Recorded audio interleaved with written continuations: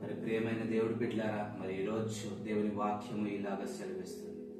మరి మనం ఈరోజు ఆదికాండము మొదటి అధ్యాయము, జెనిసిస్ చాప్టర్ 1. మరి అందరు మీ బైబిల్లో ఉన్న ఆదికాండం మొదటి అధ్యాయం.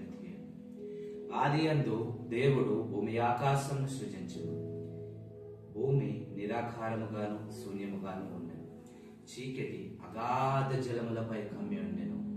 దేవుని ఆత్మ జలములపై అల్లాడుచుండెను. ఇక్కడ స్పష్టంగా దేవుడు మాట్లాడుచున్నాడు.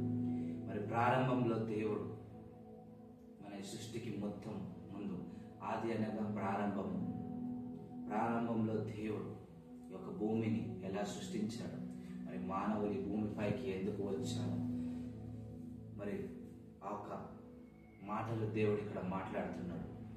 మరి మొదటి వచనం చూస్తుంటే, ఆది యందు దేవుడు భూమి ఆకాశమును సృజించెను. భూమి నిరాకారముగాను శూన్యముగాను ఉండెను. దేవుని ఆత్మ అనగా ఎవరు? పరిశుద్ధాత్మ దేవుడు. మనం చూసినట్లయితే తండ్రి, కుమార, పరిశుద్ధాత్మలు త్రియేక దేవుడు. అందులో మనం చూసినట్లయితే పరిశుద్ధాత్మ దేవుడు మనకి నీటిపైన నడుస్తుండగా ఇక్కడ కనిపిస్తుంది స్పష్టంగా. కట్ చేయకండి.